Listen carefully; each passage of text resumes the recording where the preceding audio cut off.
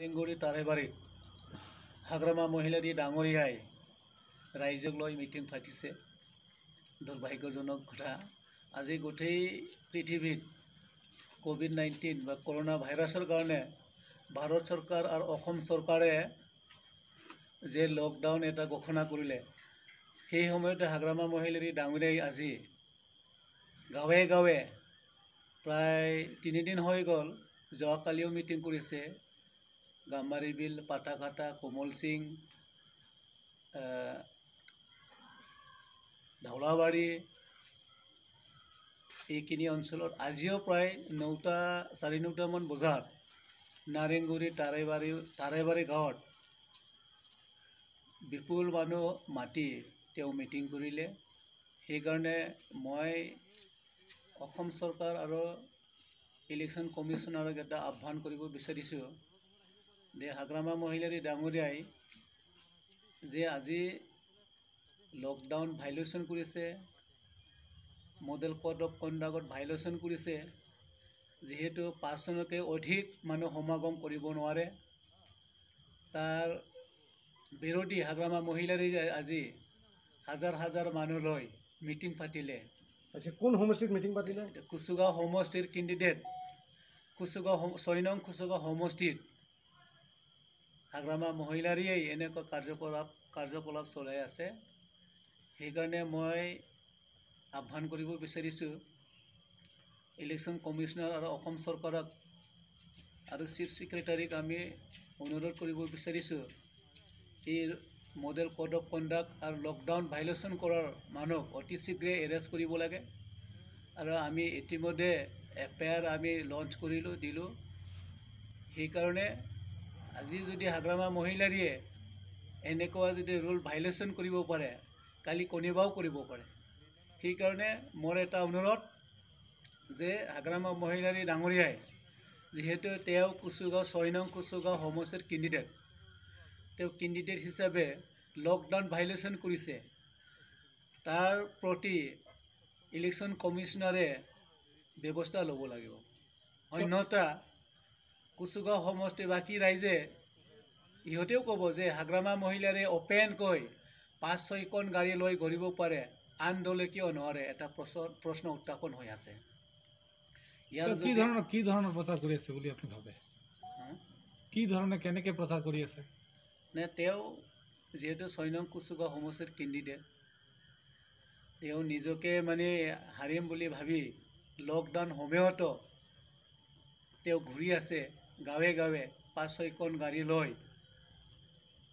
আৰু যিহেতু model code of conduct চলি আছে, তেওঁ জানে নে নাজানে মই নাজানো, কিন্তু গোটেই পৃথিৱীত যিহেতু কৰোনা ভাইৰাছৰ কাৰণে হাহাকাৰ হৈ আছে, মানুহবিলাকে ঘৰৰ পৰা ওলোৱাৰ কাৰণে টান হৈ আছে, ঘৰৰ পৰা ওলাবলৈ মানুহবিলাকে সাহস কৰা নাই। এই সময়ত গাঁৱে গাঁৱে গৈ মানুহক মাতি মিটিং পতাটো অতি দুৰ্ভাগ্যজনক। সেইকাৰণে মই এটাই এপিল কৰিম, ইলেকশ্যন কমিশ্যনাৰকো কৰিম। আজি মই সকলোকে বাই টেলিফোন যোগে কণ্টেক্ট কৰিছিলোঁ, SP Kokrajhar, civil returning officer, SDPO, OC, কিন্তু গোটেইবোৰ আমি ৰেছপনচিবল আমি বেছি ভাল পোৱা নাই।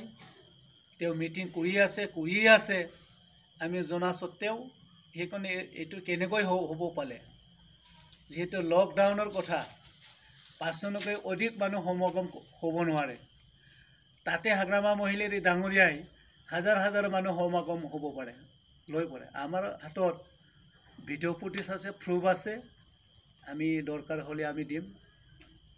সেইটোকে ক'লে মই এটাই আহ্বান যে সকলো অসমবাসী ৰাইজ আজি সকলোৱে সুস্থ থাকক, সকলোৱে কৰোনা ভাইৰাছৰ পৰা মুক্ত পাওক। ভাৰত চৰকাৰ আৰু অসম চৰকাৰক মই ধন্যবাদ জনাইছোঁ, আৰু প্ৰশাসনকো মই ধন্যবাদ জনাইছোঁ, দিনে ৰাতি যিহেতু সিহঁতে ৰাইজৰ কাৰণে কাম কৰি আছে। সেইকাৰণে মোৰ এটা কামনা, অসমত যাতে কৰোনা ভাইৰাছ আৰু বেছি নহয়, সেইখিনি ক'লোঁ। আৰু ইতিমধ্যে গোসাইগাঁও PS পুলিচ ষ্টেচনক FIR অলৰেডি দাখিল কৰিলে, ৰিচিপ্ট কপি আমি লৈ আনিলোঁ। আকৌ দিম আৰু দিয়াৰ কাৰণে যজা চলাই আছে।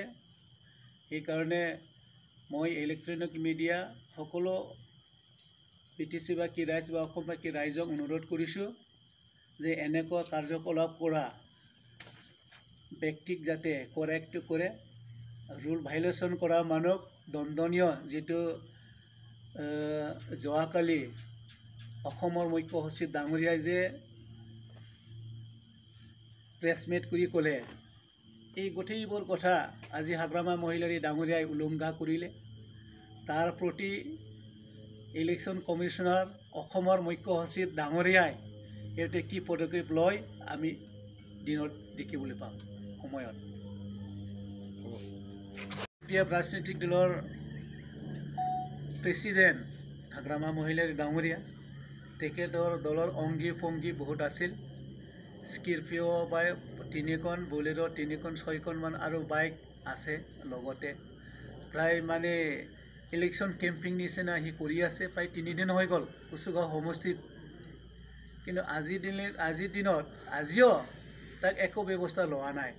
তাৰ কাৰণে আমি দুখিত UPP দলে। সেইকাৰণে মোৰ এটা অনুৰোধ, যদি হাগ্ৰামা মহিলাৰীক যদি দিয়ে এনেকুৱা, সকলোকে দিয়ক, সকলোৱে সমান অধিকাৰ আছে। যদি হাগ্ৰামা মহিলাৰীক যদি এনেকুৱা দিব পাৰে ক্ষমতা মিটিং কৰিবৰ কাৰণে, আমাকো দিয়ক। আমাক যদি নিদিয়ে হাগ্ৰামাকো দিব নালাগে, বন্ধ কৰক। আমি সেইকাৰণে লকডাউন দিয়াৰ পিছত লগে লগে আমি কোনো ওলোৱা নাই, আমি মানুহ, আমি সন্মান জনাওঁ। কোনো লকডাউন আৰু মডেল কোড অফ কণ্ডাক্ট আমি ভাইলেশ্যন নকৰোঁ। সদায় আমি চৰকাৰৰ লগত আছোঁ, আজিও থাকিম, কালিও থাকিম, আমি মানি চলিম। কিন্তু হাগ্ৰামা মহিলাৰী ডাঙৰীয়াই কাৰ পৰা সাহস পালে, কাৰ পৰা অৰ্ডাৰ পালে যে লকডাউন সময়তো তেওঁ মানে গাঁৱে গাঁৱে গৈ মিটিং পাতিব পাৰে, অতি দুৰ্ভাগ্যজনক।